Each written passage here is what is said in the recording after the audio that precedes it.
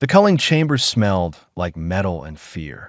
5 dragon hatchlings pressed against each other in the corner, their eyes wide and confused. They were only 3 hours old, but they already knew something was wrong. Breeding Master Corvin walked around the containment pen with his assistant trailing behind. His scaled hands held a data tablet that listed each hatchling's defects in cold medical terms. One hatchling had a wing that never formed properly, twisted at an angle that would never allow flight. Another was barely half the size she should be, a genetic mistake that made her worthless for military service. The third had scales that refused to harden, leaving her vulnerable to any attack. The fourth could only produce weak smoke instead of the fire that made dragons valuable. The fifth was completely blind, her eyes clouded and useless. Process them within the hour, Corvin said to his assistant. Standard protocol for genetic failures. Document everything for the breeding records. His assistant nodded and made notes. Neither of them looked at the hatchlings as living creatures. They were failed products, nothing more. In Draconid society, only perfection deserved to exist. These 5 represented shame and wasted resources. David Reed heard the conversation through the half-open door. He had taken a wrong turn while hauling biological waste from another section of the facility. His cart was full of empty containers, and he just wanted to finish his work and get back to his ship. But something made him stop and listen. He pushed the door open wider and saw the hatchlings for the first time. They were small, no bigger than house cats, with soft scales that caught the harsh overhead lights. The smallest one tried to crawl toward the barrier that kept them contained. Her movements were clumsy, but determined. "What are you doing here?" Corvin's voice was sharp and annoyed. "This area is restricted to breeding facility personnel only." David stepped inside, his eyes still on the hatchlings. "What happens to them?" "That is none of your concern, human." Corvin turned back to his tablet, dismissing David with body language. "Leave immediately, or I will report you to station security." But David did not leave. He walked closer to the containment pen. The hatchlings noticed him. Instead of cowering away, they moved toward his side of the barrier.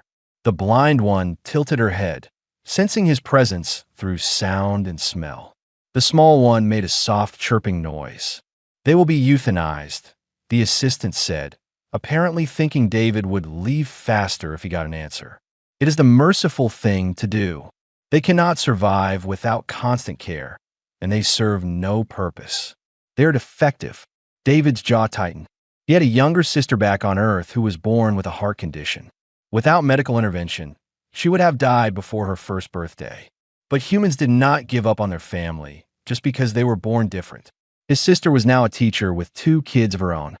What if someone wanted to take them? David asked quietly. Corvin looked up from his tablet, surprise flashing across his reptilian face. Then he laughed, a harsh sound that echoed in the sterile chamber. "No one wants such burdens. They will drain resources and die anyway despite any effort. They cannot fight, cannot work, cannot even feed themselves properly. They are less than worthless." "I will take them," David said. The room fell silent. Corvin stared at him as if David had just volunteered to jump into a star. His assistant's mouth hung open in shock. "You clearly do not understand what you are saying," Corvin said slowly. "1 defective dragon is a life sentence of difficulty. 5 is absolute madness. They will consume your credits, ruin any reputation you have, and die within days despite your efforts. I cannot allow you to—" "Can you stop me?" David interrupted. "Legally, I mean, if I signed the right paperwork." Corvin's eyes narrowed. He thought for a long moment, then gestured to his assistant. "Bring the release forms. If this fool wants to destroy his life, that is his choice." 20 minutes later, David stood in the corridor with a datapad full of signed waivers. He had officially taken possession of 5 dragon hatchlings with no commercial value. The Draconid Council had washed their hands of any responsibility. If the hatchlings died, no one would investigate. If they suffered, no one would care. In the eyes of the law, these creatures had ceased to exist the moment David took them. He loaded them in a modified cargo containers on his ship with help from a board-loading crew. The hatchlings were frightened by the handling, but they did not fight. They seemed to understand that David was trying to help them. As his ship prepared for departure, David visited the cargo bay one more time. The 5 containers were lined up against the wall, their transparent sides showing the small dragons inside. They looked impossibly fragile. The smallest one pressed her face against the container wall, looking directly at David even though she could not see him. The one with the twisted wing tried to spread it inside the cramped space. The others huddled together, seeking comfort from each other. David had no idea what he had just done. He knew nothing about raising dragons. He had no place to take them, no long-term plan, and no guarantee they would survive the week. He had just destroyed his simple life as a cargo hauler on impulse. But looking at those 5 small faces, he could not regret it. Someone had to care. Someone had to try. The ship's engines rumbled to life, and David strapped himself into the pilot's seat. His navigation computer showed a 6-day journey to Waypoint 7, a human-operated trade station where he could at least find temporary shelter points 6 days to figure out how to keep 5 impossible creatures alive. David took a deep breath and engaged the engines. Behind him in the cargo bay, the hatchlings felt the ship move. They were leaving the only place they had ever known, heading into an uncertain future with a strange alien who smelled like compassion and determination. The breeding facility grew smaller in the rear cameras until it disappeared completely. Corvin watched the departure from his office and made a final note in his log. Human collected refuse specimens. Expected survival time, less than 1 planetary rotation. He closed the file and moved on to inspect the next clutch of eggs. The 5 defective hatchlings were already forgotten, erased from official records as if they had never existed at all. The cargo bay was freezing at night and too hot during the day. David had never realized how difficult temperature control could be until he had 5 cold-blooded creatures depending on him. The hatchlings huddled together for warmth when the ship's systems cycled to night mode, and they panted with open mouths when the heating kicked in too strong. He named them on the 2nd day because calling them the small one or the blind one felt wrong. The hatchling with the twisted wing became Patch. The tiny one became Bit. The one with soft scales became Silk. The smoke breather became Ash. The blind one became Echo. Naming them made everything feel more real and more terrifying. Feeding them was a nightmare. David tried standard protein supplements first, the kind used for most reptilian species. All 5 hatchlings vomited within an hour. He tried raw meat from the ship's food stores. They ate it, but could not digest it properly. Their waste smelled toxic, and Silk developed a rash across her soft scales. On the 3rd day, David was ready to panic. The hatchlings were getting weaker. Bit barely moved from his corner. Echo made sad whimpering sounds that cut through David's heart like knives. He spent hours searching the galactic network for information about dragon nutrition. Most files were locked behind expensive paywalls or restricted by the Draconic Council. What little he found was generic and often contradictory. One source said dragons needed high calcium. Another said too much calcium would kill them. In desperation, David posted a message on a human network forum explaining his situation. The responses came in quickly. Some people called him crazy. Others offered useless advice. But a few messages stood out that a former veterinarian from Earth suggested trying small insects and mixing different protein sources. A xenobiology student recommended checking the temperature of the food, not just the room. An animal handler who had worked with reptiles back home explained that young dragons might need their food partially digested first. David tried everything. He heated the meat to body temperature. He mixed it with crushed supplements and a bit of the ship's vitamin paste. He cut it into tiny pieces that the hatchlings could swallow easily. Patch ate first, cautiously tasting the mixture before taking a full bite. Then Ash joined her, then Silk. Bit needed encouragement, but eventually he ate too. Echo waited until David placed food directly in front of her, letting her smell it first. They kept it down. For the first time in 3 days, the hatchlings had a proper meal. David nearly cried with relief. Over the following days, he began to understand them better. Patch was brave and always tried new things first. She used her tail to balance when her twisted wing made her wobble, and she could actually glide short distances by adjusting her body position. Bit was incredibly fast despite his size, darting around the cargo bay so quickly that David lost track of him. Silk's soft scales made her sensitive to every vibration and air current. She could feel David approaching before he entered the bay. Ash's smoke was not fire, but it was thick and heavy, filling the space around him like a defensive cloud. Echo navigated perfectly by sound, clicking her tongue and listening to the echoes bouncing off the walls. They were not broken. They were different, and their differences made them amazing. David received a message on the 4th day from Dr. Patricia Webb, a xenobiologist who had seen his forum post. She warned him about something important: dragon hatchlings imprint on whoever cares for them in their first weeks of life. The bond goes deeper than simple pet ownership. If they survived, they would consider David family forever. She also mentioned that dragons live for centuries and grow to enormous sizes. Even defective dragons would eventually be larger than most spacecraft. David was not just caring for babies. He was committing to beings who would outlive him and everyone he knew. That night, David sat in the cargo bay with all 5 hatchlings. They had grown noticeably in just 4 days. Their movements were stronger. Their eyes were brighter. Bit crawled into David's lap and fell asleep, his small body warm and trusting. David felt the weight of what he had done settle over him like a blanket. These creatures trusted him completely. They did not know they were supposed to be dead. They did not know the galaxy had rejected them. They only knew that David had chosen them when no one else would. He made a promise in the quiet darkness of the cargo bay. He would find them a safe place. He would protect them. He would make sure they had lives worth living. The ship's navigation system showed 2 more days until they reached Waypoint 7. David had been trying to contact the station's administration for approval to dock with live creatures aboard, but the responses were slow and bureaucratic. Dragons were classified as dangerous megafauna.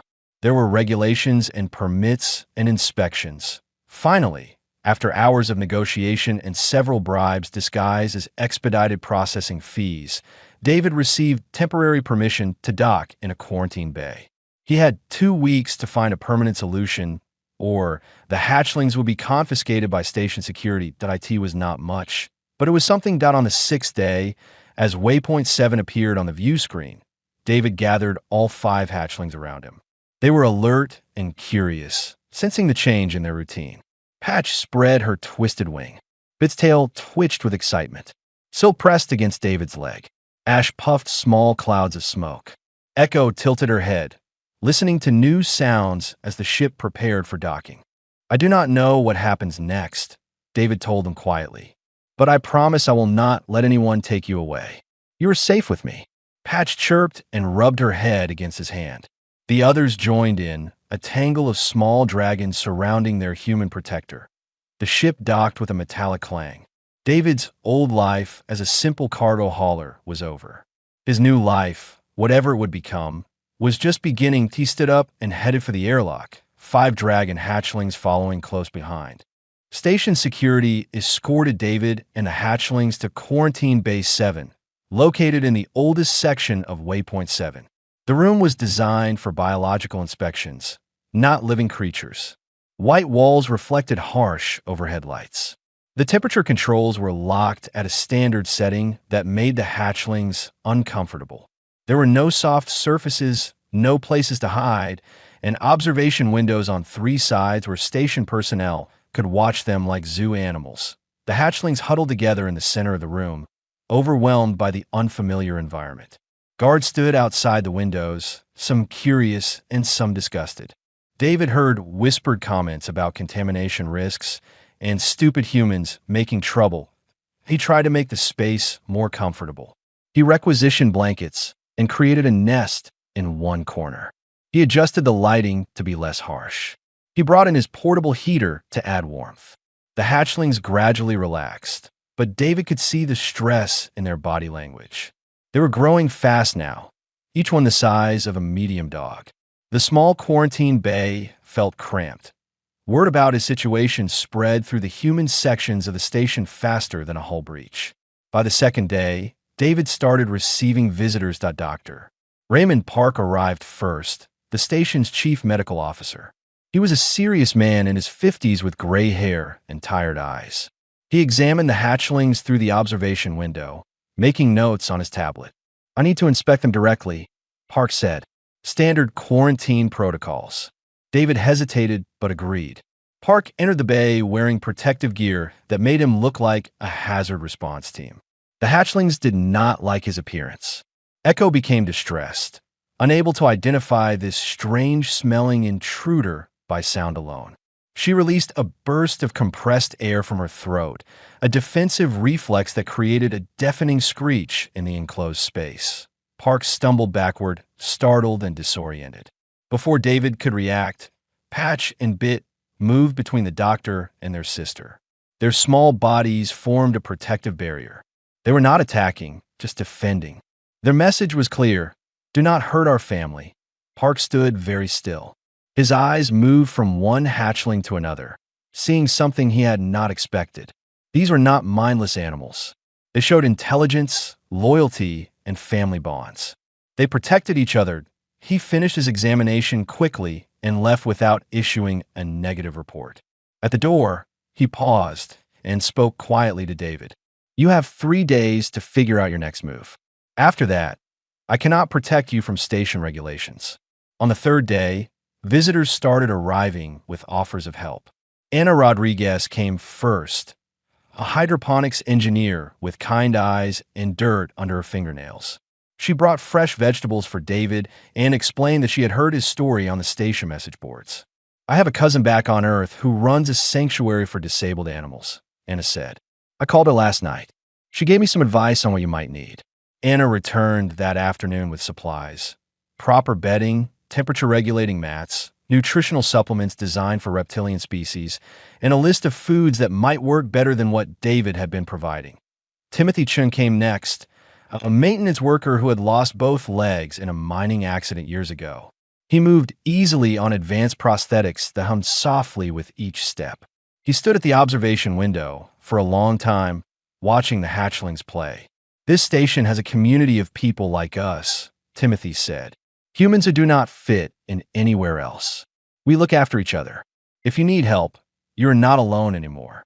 More people came. Linda Foster, a teacher who wanted to document the hatchlings' development for educational purposes. Robert Stone, a mechanic who offered to modify David's ship for larger passengers. Grace Liu, an administrator who knew every loophole in station regulations. They gathered in the corridor outside the quarantine bay on the 4th day and formed a plan. David could not keep the hatchlings on the station permanently. The space was too limited, and station authorities would eventually force them to leave. He needed a permanent home for his growing family. Grace had found something: an abandoned research outpost on a moon called Haven's Rest. A mining corporation had built the facility but abandoned it when their mineral surveys came back disappointing. The buildings were still intact. Life support systems still functioned. The location was technically unclaimed territory. The problem was getting there. The route to Haven's Rest passed through space controlled by the Draconic Council. If they discovered David was transporting their former property, they might demand its return or destroy his ship to preserve their breeding program's reputation. "It is a risk," Grace admitted, "but I can forge transit documents. You would be listed as transporting agricultural equipment, not live cargo." Robert added, "I can upgrade your ship's stealth systems. Not military grade, but enough to avoid detailed scans." Anna said, "I will help you gather supplies for the outpost.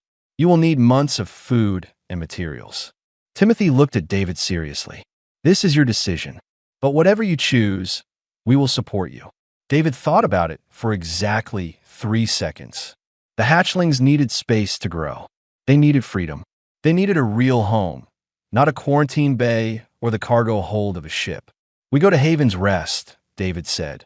The human community rallied around him. Over the next 5 days, they modified his ship, installed better environmental controls, and loaded supplies into every available space. They pooled their credits to buy food synthesizers, medical equipment, construction tools, and raw materials that on departure day, 47 humans gathered in the docking bay to see them off. Most had never met David before that week. They came because his story reminded them why humans had joined the galactic community in the first place. To make things better, the hatchlings, now the size of large dogs, pressed against the viewing ports as the ship undocked. They watched Waypoint 7 grow smaller until it disappeared. David sat in the pilot's seat, surrounded by navigation charts and forged documents. He had 29 hours to reach Haven's Rest before his fake clearance codes expired. The journey to their new home began. Draconid space felt different somehow. David knew it was just his imagination, but the stars seemed colder here. His ship, which Grace had jokingly renamed the Second Chance before departure, moved through the outer shipping lanes where patrol activity was supposedly minimal. The hatchlings sensed his tension. Dragons were empathic creatures, responding to the emotions of those they had bonded with. Patch paced the cargo hold restlessly. Echo remained perfectly still, her head tilted as she listened to every sound the ship made. Ash unconsciously released small puffs of smoke that David had to vent before they triggered the ship's fire suppression systems. The first checkpoint came 4 hours into the journey. A Draconid patrol vessel appeared on the scanner, its transponder identifying it as a border security craft. David's heart hammered as he received their hail. Unidentified cargo vessel. Transmit identification and manifest immediately. David sent the forged documents Grace had prepared. His cargo was listed as agricultural equipment and prefabricated housing components. Nothing suspicious. Nothing worth a detailed inspection. The Draconid officer who appeared on his screen looked young and bored. He barely glanced at the manifest before waving David through. Proceed on current heading. Welcome to Council Space. The connection closed. David's hands shook on the controls. 3 minutes of conversation that felt like 3 hours. 25 more hours to go. The second checkpoint was not so easy. 12 hours into the journey, a more thorough inspection station ordered David to hold position. The scanner operator had noticed unusual heat signatures in his cargo bay, life signs that did not match the listed cargo. Explain the biological readings from your hold, the inspector demanded. She was older, more experienced, and far more suspicious than the first officer. David had prepared for this. Thermal regulators for the housing units. They sometimes show false positives on bioscanners. It is a known issue with that model. The inspector's eyes narrowed. Hold your position. A boarding team is being dispatched to verify your cargo. David's blood ran cold. If Draconid soldiers boarded his ship, everything ended here. The hatchlings would be discovered. They would be taken back or destroyed. All of it would be for nothing that I in the cargo hold. The hatchlings sensed danger. Silk scales detected the change in the ship's vibration as the engines powered down. Bit's sensitive ears picked up the sound of another vessel approaching. They gathered together, their instincts telling them that predators were near. David made a desperate choice. He activated the emergency maneuvering thrusters and broke away from the inspection station. Alarm screamed through his ship.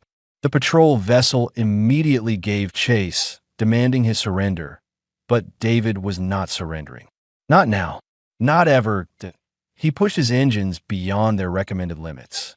Robert's modifications held, but warning lights flashed across every console. The patrol vessel was faster and better armed. Weapons lock alarms added to the chaos of sound. A warning shot streaked past his starboard side, close enough that he felt the impact through the ship's frame. David aimed for a nearby asteroid field, a navigation hazard that appeared on his charts with multiple warning markers. Most pilots avoided it.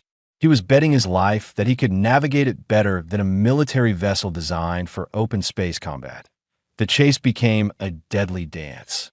David weaved between asteroids, using his smaller ship's maneuverability to stay ahead. The patrol vessel fired again. The blast clipped his port stabilizer, and the second chance spun wildly out of control in the cargo hold. The hatchlings were thrown against the walls. Bit yelped in pain. Patch spread her twisted wing instinctively, trying to stabilize herself in the tumbling chaos. The artificial gravity failed for 3 seconds. 3 seconds of weightlessness and terror. David fought the controls, sweat pouring down his face. His training from years of cargo hauling kicked in. He had recovered from worse spins in asteroid mining operations. He could do this, the ship steadied, but fuel was leaking from a ruptured line. The patrol vessel was closing in. David had one chance, a narrow canyon cutting through the largest asteroid in the field. His ship would barely fit. The patrol vessel, being larger, could not follow. He took the canyon at full speed. Metal scraped against rock with a sound like the universe screaming. Sparks flew past the viewports. The ship shuddered so violently that David thought it would tear itself apart. For 5 seconds that stretched into eternity, he was certain they would be crushed between the walls of stone. They emerged on the other side.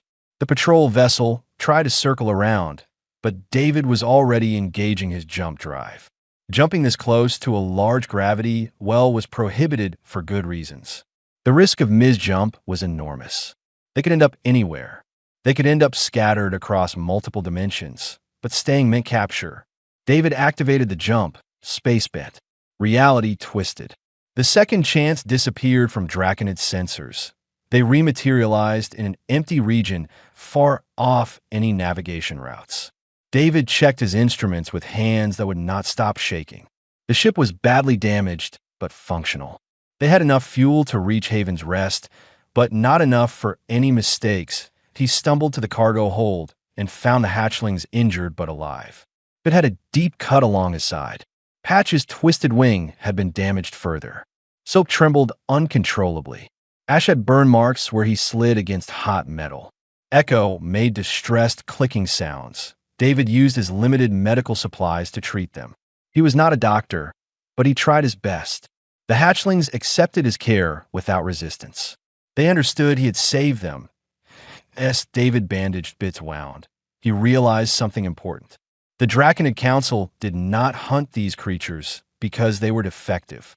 They hunted them because they were dangerous. Not physically dangerous, but ideologically dangerous. If failures could thrive, if differences could be valued, then everything the Council believed collapsed. David plotted a new course to Haven's Rest, this time avoiding all Draconid space. The journey would take twice as long. Their supplies would barely last, but they would be safe. That night, all 5 hatchlings gathered around David in the damaged cargo hold. They formed a protective circle, keeping their injured human warm. Bit pressed against David's chest.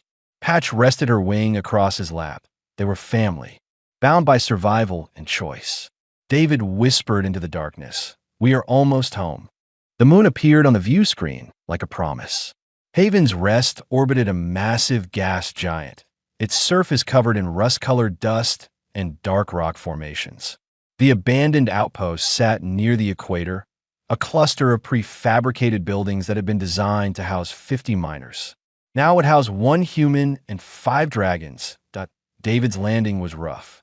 The damaged ship came down hard, and one of the landing struts collapsed on impact. The second chance tilted at a sharp angle, alarms blaring as systems struggled to compensate. But they were down. They had made it. The hatchlings, now the size of large dogs, crowded around the cargo bay door. They sensed something different about this place. When David opened the door, they experienced natural atmosphere for the first time in their lives. Wind carried strange scents, mineral dust, thin vegetation, and something like distant rain. The sky stretched overhead, so much larger than any ship's ceiling. 2 suns hung low on the horizon, casting long shadows across the landing pad. Patch was the first to step outside. She tested her twisted wing in the low gravity and discovered something amazing. She could glide here. The reduced gravity compensated for her malformed wing. She launched herself forward and sailed 20 meters before landing clumsily, but successfully. Her excited chirp echoed across the empty landscape. Bit raced across the landing pad, delighting in the open space. He was faster here than he had ever been on the ship. Silk pressed her soft scales against the ground, feeling vibrations from deep within the moon's geology. Ash experimented with his smoke, watching it drift on the wind in ways it never could in enclosed spaces. Echo tilted her head, processing thousands of new sounds. Wind over rock, distant geological activity, the hum of the outpost systems. David spent the first day making the main habitat building livable. The power grid still connected to solar panels that had collected dust for years. He cleaned them and watched the lights flicker to life throughout the outpost. Water recyclers coughed and sputtered before producing clean water. The heating system worked after David cleared out a nest built by some small native creature. The hatchlings explored their new home with endless curiosity. The habitat building had large rooms that once served as communal spaces for miners. High ceilings gave Patch space to practice gliding. Long corridors let it run at full speed. Silk found a quiet room where she could rest against the vibrating floor. Ash discovered that his smoke looked beautiful in the sunlight, streaming through dusty windows. Echo memorized the acoustic properties of every room within hours. David found the outpost's computer system still functional. The files explained everything. A mining company had sought rare minerals, but found deposits too small for profit. They abandoned the facility after 8 months, leaving everything behind. The equipment remained: excavators, processors, and tunneling machines. All functional, but forgotten. Over the following weeks, David established routines. Mornings were for repairs. The outpost had years of neglect to undo. Afternoons were for hunting. The moon supported native life.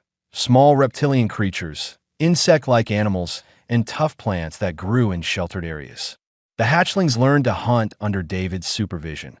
Bit discovered he was an excellent hunter. His speed let him catch prey that larger predators would miss. Patch learned to herd prey toward the others by gliding overhead, her shadow driving animals toward waiting jaws. Echo used echolocation to find creatures hiding underground, clicking and listening for the return sounds. Silk could sense approaching prey through ground vibrations long before they came into view. Ash used his smoke to flush animals out of their hiding places. They were a pack. Each member contributed unique abilities. David watched them work together and realized something profound. The Draconid breeding masters had eliminated diversity in favor of uniformity, never understanding that different individuals working together were stronger than identical ones working alone. The hatchlings grew rapidly. Within 2 months, they were the size of horses. Their personalities fully emerged. Patch became the leader, always first to investigate anything new. Bit became the scout, ranging far from the habitat to map their territory. Silk became a caretaker, sensitive to everyone's emotional and physical state. Ash became the entertainer, constantly playing and inventing games. Echo became the thinker, observing before acting. David received messages from Waypoint 7. Anna sent updates about the human community. Timothy forwarded news from the Galactic Network. Grace warned him that the Draconid Council had issued notices about a stolen cargo vessel and missing biological property. They were searching, but they did not know where to look. 3 months after landing, Dr. Patricia Webb sent a request to visit Haven's Rest. She wanted to study the hatchlings' development. David was hesitant, but agreed. Expert advice would help. Webb arrived in a small research vessel. She was a tall woman with gray hair and intelligent eyes. She spent a week observing the hatchlings, taking notes, and running gentle tests. At the end of her visit, she shared something that changed everything David thought he knew. These hatchlings are not defective, Webb explained as they watched the dragons play in the late afternoon sun. They are evolutionary variants. Natural dragons would have diversity, some built for different environments, different prey, different survival strategies. The Draconid Council has spent millennia breeding that diversity out, creating standardized war dragons. These hatchlings represent a return to what dragons were before domestication. She explained that each defect was actually an adaptation. Patch's twisted wing allowed tighter maneuverability in enclosed spaces. Its small size meant he needed less food and could survive on fewer resources. Silk's soft scales made her more sensitive and aware of her environment. Ash's smoke was a defensive mechanism that evolved before dragons developed fire breathing. Echo's blindness forced her to develop cognitive abilities that most dragons never used. The Draconid Council destroyed these variants not because they were weak, but because they could not be controlled as easily. They were too independent, too adaptable, too different. Webb left Haven's Rest with her research, promising to publish her findings. She told David he was not just raising dragons, but preserving a genetic legacy that could save the species from its own domestication. That night, David sat outside watching the 5 dragons play in moonlight. They were no longer hatchlings, but juveniles, powerful and graceful. They were his family. He was theirs. They had survived together. David whispered to the stars, "We made it." David woke to Patch's morning call, a deep thrumming sound that vibrated through the habitat building. 1 year had passed since they arrived at Haven's Rest. The dragons were now massive, each the size of a small shuttlecraft. They could no longer fit inside the habitat comfortably, so David had converted the old mining hangars into their sleeping quarters. The outpost had become more than a hiding place. It had become a sanctuary. Word had spread through the human network about Haven's Rest. David received messages from across the galaxy, people asking if he would take in other unwanted creatures. Animals rejected for being different. Beings deemed unworthy of life by their own species. David said yes more often than he said no. The sanctuary now housed the 5 dragons plus 12 other creatures. A 3-legged predator from Kelver who had been abandoned by her pack. A HFY who could not join the hive mind because of cognitive differences. A scarred creature from Feliner who had survived laboratory experimentation. Others who had nowhere else to go. David was not alone anymore. Ana Rodriguez had arrived 4 months ago, leaving her job to help run the sanctuary. Timothy Chun visited for month-long stays, using his engineering skills to expand the facilities. Linda Foster recorded everything, creating educational materials. Robert Stone sent supply shipments whenever possible. The sanctuary operated on donations from the human community and sympathetic aliens. It barely broke even, but it worked. The 5 dragons had become the sanctuary's guardians. When new arrivals were frightened or aggressive, the dragons calmed them. Patch's commanding but gentle presence put nervous creatures at ease. Bit's playfulness helped anxious animals relax.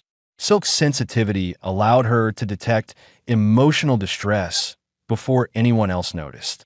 Ash created smoke barriers to give frightened creatures privacy. Echo's patience taught others that different abilities were not disabilities. David watched them interact with residents and felt profound pride. These dragons, who were supposed to die within hours of hatching, had become teachers and protectors. But peace could not last forever. 6 months into the 2nd year, Grace Lu sent an urgent message. The Draconid Council had discovered Haven's Rest. They knew what David had been doing. They were sending a delegation to reclaim their property. David had 3 days to prepare. He contacted everyone who had helped him. Humans on Waypoint 7, xenobiologists who had studied his dragons, galactic news services. He told them what was about to happen. The response was overwhelming. Hundreds of humans across dozens of systems pledged support. Several alien species who had also suffered from strict genetic policies offered assistance. Dr. Webb published her research early, providing scientific evidence that the defective dragons were actually valuable genetic variants. The galactic news picked up the story. Images of the sanctuary spread across networks. Dragons playing with disabled aliens. Humans caring for abandoned creatures, a community built on the principle that all life had value. Public opinion shifted. The Draconid Council faced criticism from unexpected sources. Questions were raised about their culling practices and treatment of genetic diversity. When the Draconid delegation arrived at Haven's Rest, they found 50 humans standing with David. The delegation was led by breeding Master Corvin, the same individual who had signed the release forms 2 years earlier. Corvin stepped off his ship with 4 armed guards. His eyes swept across the sanctuary, taking in the modified buildings, the various creatures, and the 5 enormous dragons watching from the hangar entrance. "I am here to reclaim council property," Corvin announced. "Return the specimens immediately." David stood his ground. "They're not property. They are individuals. You declare them dead and release them to me. Legally, they do not belong to you." Corvin's scaled face twisted with anger. "They are council genetic material bred over millennia. They cannot be allowed to exist outside control programs." They represent contamination of our species. They represent diversity, David countered. Something your council has been destroying for centuries. The argument escalated. Corvin demanded. David refused. Legal terms were thrown back and forth. The 50 humans stood firm, a wall of solidarity. Then Patch stepped forward. She was enormous now, her wingspan over 30 meters despite the twist that had marked her as defective. She placed herself between David and Corvin, a clear statement of loyalty and protection. The other 4 dragons joined her. Bit, still smaller than his siblings, but no less fierce. Silk, her soft scales catching the sunlight. Ash, smoke drifting from his nostrils. Echo, her blind eyes somehow seeing more than anyone else present. Behind the dragons, the other sanctuary residents emerged. The 3-legged predator limped forward. The HFY moved with jerky but determined steps. The scarred feliner stood tall. All the broken, rejected, unwanted creatures of the sanctuary united in defiance. Corvin stared at the scene before him. These creatures were not just surviving. They were thriving. They were happy. They were free. They were everything his perfect, standardized dragons were not. Something shifted in his expression. Not acceptance, but doubt. David offered him a choice. Fight to reclaim creatures who do not want to return, or acknowledge that your way is not the only way. Let them live. The silence stretched. Corvin's guards waited for orders. The sanctuary residents held their ground. David's heart hammered. Finally, Corvin spoke. The council will not pursue this matter further, but any attempt to breed these specimens will be considered an act of aggression. David nodded. They will not be bred. This was never about creating more dragons. It was about giving these 5 a life worth living. Corvin returned to his ship without another word. As the draconid vessels departed, the sanctuary erupted in celebration. It was not a complete victory. The council still practiced culling. Other species still destroyed their imperfect young. But here, on this small moon, there was a place where being different was not a death sentence. That night, David sat with the 5 dragons. Patch rested her massive head on his shoulder. Bit curled around his feet. Silk hummed a frequency that David felt in his bones. Ash created smoke patterns in the moonlight. Echo simply sat close. David remembered the moment in the breeding facility when he said those 4 simple words. I will take them. That he looked at the sanctuary lights shining in the darkness and made a new promise. For every creature the galaxy rejected, there would be someone willing to say, I will take them. Haven's Rest had earned its name.